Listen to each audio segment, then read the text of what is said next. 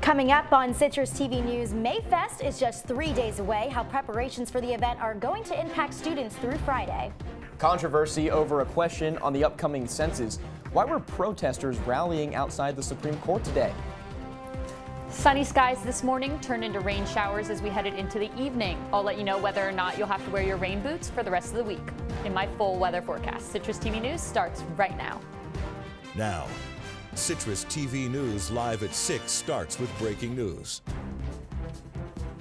Yes, we start tonight with breaking news. A Syracuse University student is currently being treated for tuberculosis. Good evening, I'm Rebekah Castor. And I'm Chris Venzon. The Office of Health Services just sent an email to the university saying that they're working closely with Onondaga County Health Department to ensure that the student is not in physical contact with others. Both groups will be reaching out to anyone who may have been exposed to the disease. Now in other news, this week marks the last few days under Student Association President Ghufran Salih's leadership. Mackenzie Mertikas and Samia Saeed are set to take office as president and vice president of the Student Association next Monday. Now before the transition, Ghufran joined Citrus TV News for a one-on-one interview. Anthony Dabbbundo talks with the outgoing SA president about some of the accomplishments of her term. So we welcome Ghufran Salih to the studio. Your term is coming to an end on Monday. What's one thing you're most proud of your time as SA president? Oh my gosh, there's a lot that I've been proud of. I think that one of the biggest things is how we tried to make SA a lot more accessible to students, and I think that we really did try and achieve that by making our Instagram a lot more interactive and engaging students really in important conversations. So we have an Instagram question that we put up every week, what have you heard? What's going on campus, or what are you concerned about? And we really try to be as open as possible with students. And I have students approach me on the promenade, in line at Shine, when I'm walking home on Euclid. And that's something that I don't know if anyone ever could do that to their SA president, vice president, make them so accessible that they're able to just talk to them. And then when they talk to me, things like we put a bathroom in the basement of Cross College happened.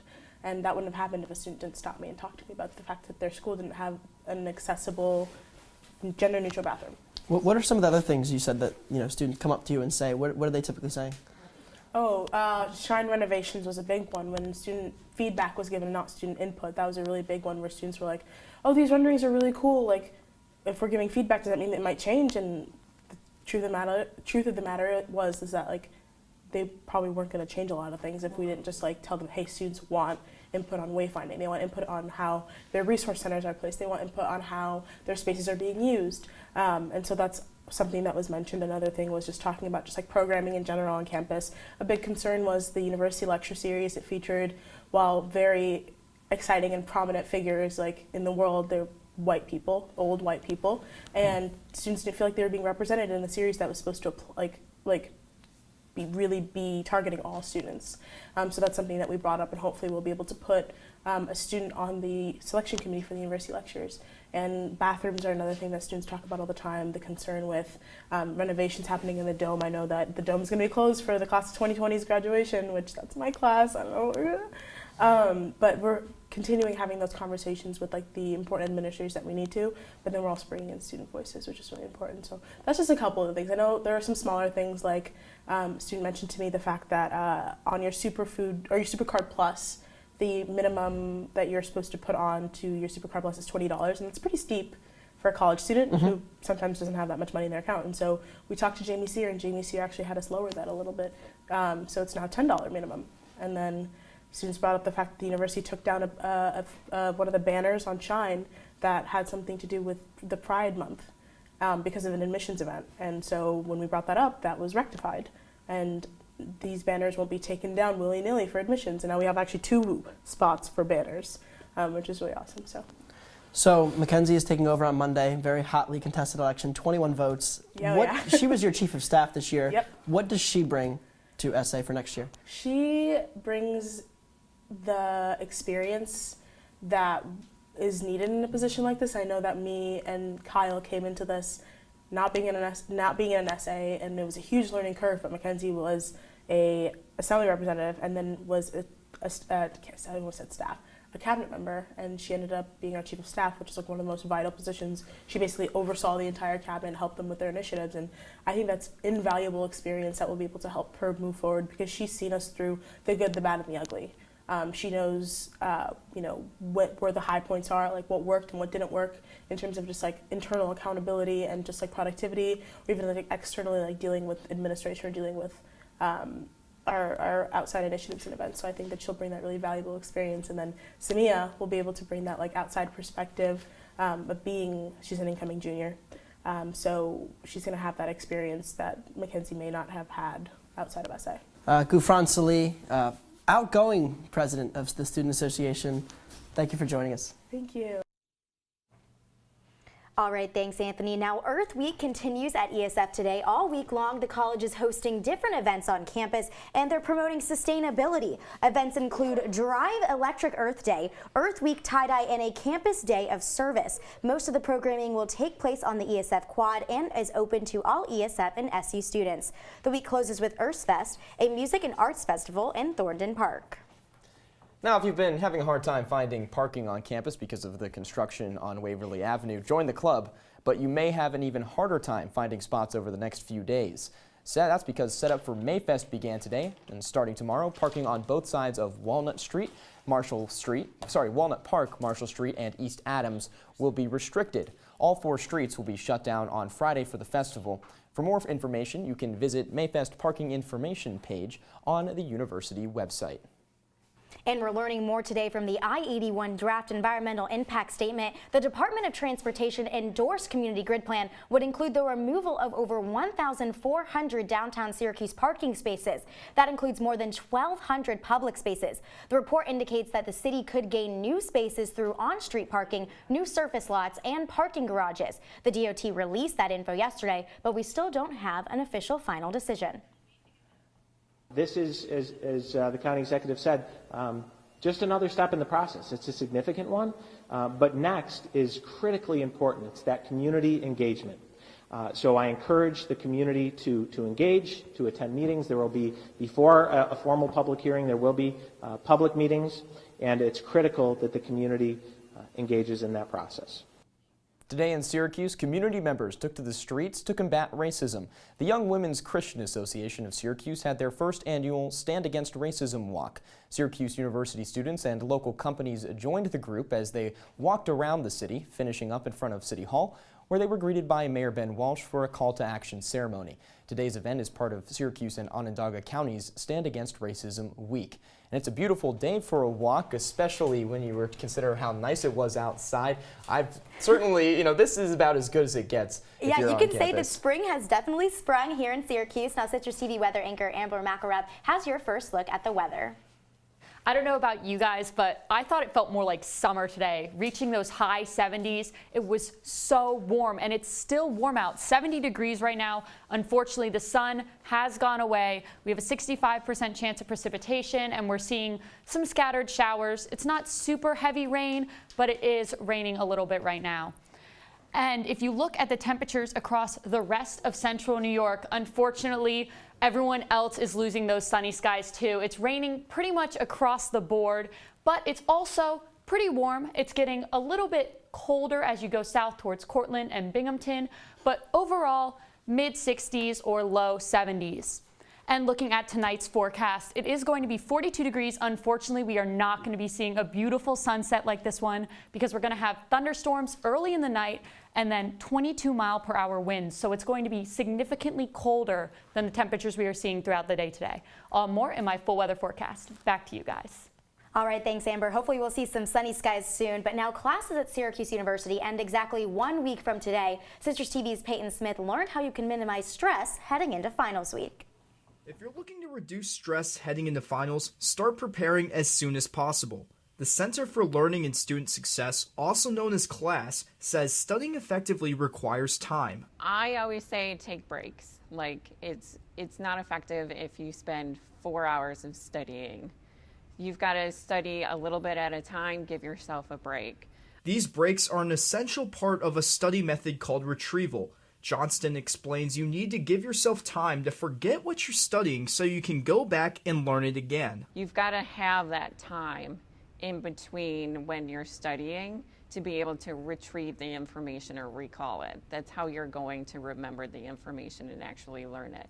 You've got to give yourself a little bit of space to forget so that way you can recall the information. No matter your preferred method of studying, Johnston says staying motivated is the key to doing well on final exams. You know, the weather's nice. We've got, fun activities planned for this weekend, but we can't check out early.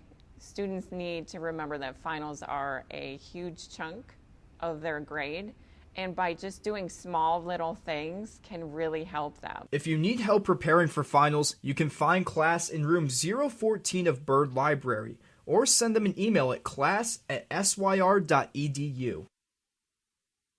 All right, thanks, Peyton. Now, current Syracuse upperclassmen will unfortunately be throwing away their shot at seeing the most popular Broadway show in a generation right here in Central New York. That's right, Hamilton Touring Company is coming to Syracuse. The Famous Artists Organization announced the show will take place during the 2021 season at the Landmark Theater. They won't tell us exactly when. You know, there's a million things I haven't done. Just you wait for these tickets to be released. Coming up next on News Live at 6, the Supreme Court heard arguments for a 2020 census question. So why were protesters rallying against it? That up next. And a terrorist group has come out claiming responsibility for killing hundreds in Sri Lanka. What the group says they are retaliating against, up next. This is the story of a boy who didn't talk for a long time. The boy liked things to always be the same. Any changes would scare and upset him. The unknown was an unfriendly place.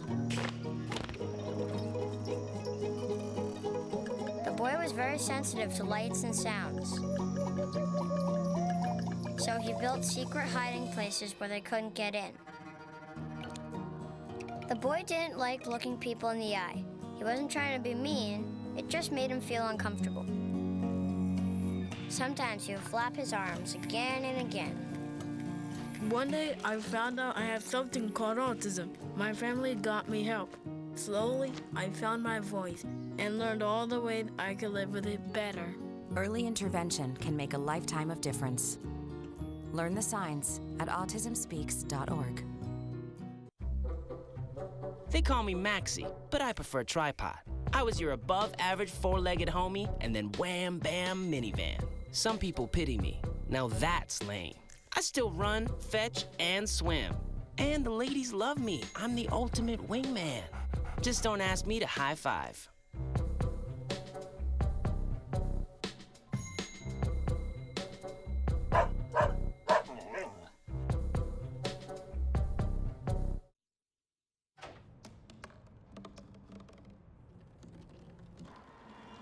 Everybody has a dream.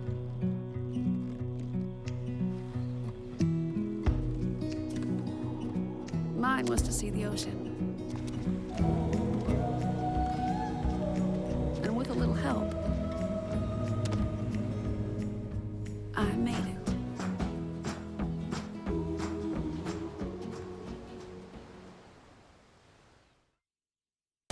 If you see news happening on campus, in Syracuse, or across the nation, call the CitrusTV Newsroom, 315-443-1177, or tweet at CitrusTV News, your campus news leader. You're watching Citrus TV News. Now, a controversial census question about the citizenship is the nation's highest court today. The Supreme Court heard arguments about the Trump administration's move to ask, quote, are you a citizen of the United States on the upcoming 2020 census? Protesters against the question rallied outside the courthouse today. Critics say its inclusion could lead to a large undercount of non-citizens and Hispanic Americans. States all across this country will lose resources, federal resources, as a result of an undercount. In addition to that, we will lose representation here in Washington, D.C. And it appears that the issue of determining one's citizenship took priority over a constitutional obligation to get this count correct. And it's really critically important that we not do anything, add any question that will undermine that count. Previously, 3 federal judges ruled against the question, but the Trump administration argues the question is necessary to enforce the Voting Rights Act. The conservative majority seems likely to rule in favor of the new question. A decision on the case could come as early as this summer. Now the latest from the United Nations, the United States is threatening to veto a UN resolution. The draft is fighting against the use of rape as a weapon of war. UN officials say the U.S. opposes the resolution because it includes language that promotes reproductive and sexual health that could include abortion. The draft states that they want to, quote, provide non-discriminatory and comprehensive health services, including sexual and reproductive health, psychological, legal, and livelihood support, and other multi-sectoral services for survivors of sexual violence. Next, more information is coming out about the terrorist attack in Sri Lanka. ISIS is claiming responsibility for the Easter bombings of 3 churches and 3 luxury hotels. The death toll up to 321 people, with 500 plus reported wounded.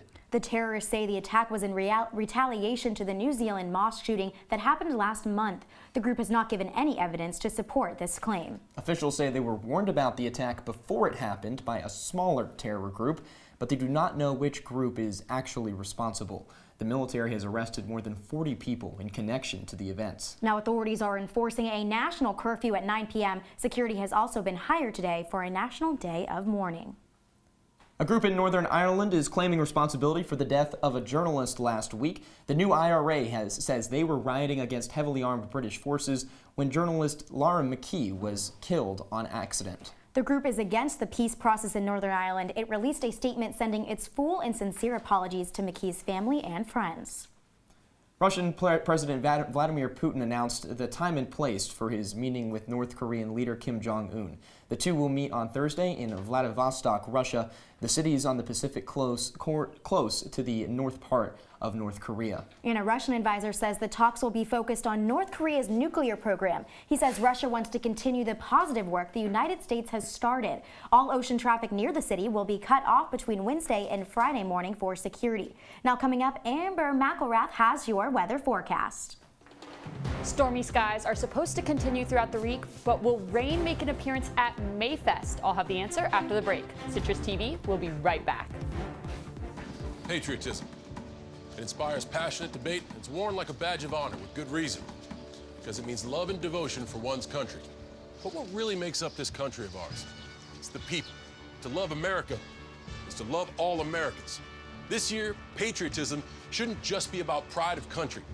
It should be about love. Love beyond age, sexuality, disability, race, religion, and other labels.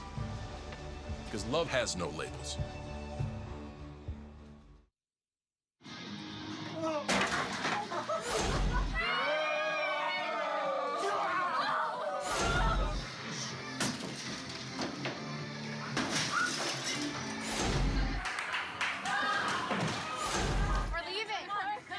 Most party fouls are pretty dumb. But if you decide to drink and drive underage, you could lose your license and your freedom. Underage drinking and driving. The ultimate party foul. Leaving hot coals improperly extinguished can cause a wildfire. Hey guys, it's Smokey! It looks as if Smokey is going to use the drown, stir, drown, and feel technique. After the first drown, a good start. Next, another drink. And finally, a close feel. Is it cool? Okay. Yeah. Hey, Smokey, catch. Oh, my bad, Smokey. Only you can prevent wildfires. From the Citrus TV Weather Center, this is SU's most accurate weather forecast.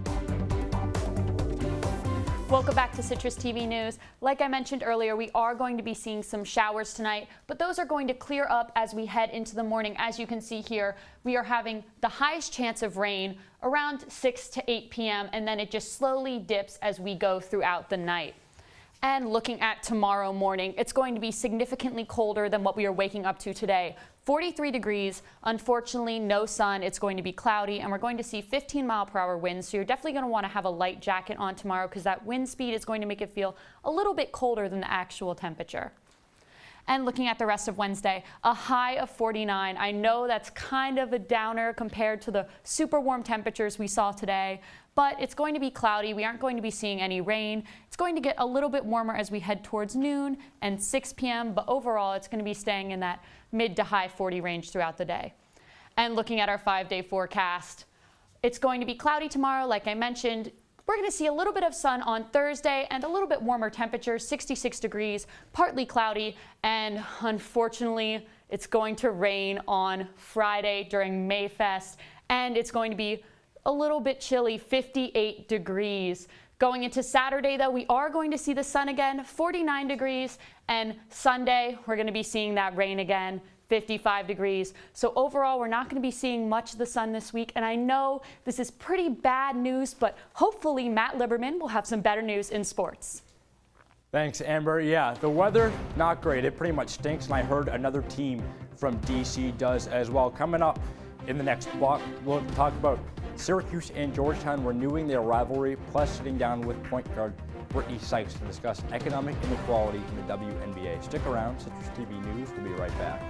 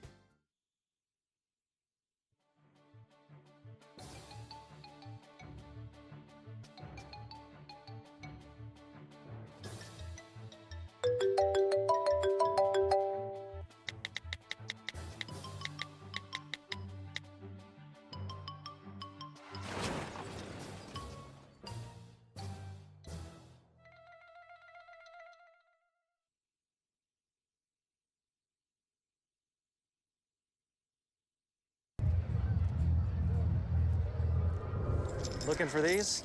You drive buzzed. It could be one very expensive ride. First, you gotta make bail. Then pay me to get your car back. Your insurance premiums will go through the roof. And my legal fees just keep adding up. All told, it could end up costing you $10,000. Buzzed, busted, and broke. Because buzz driving is drunk driving.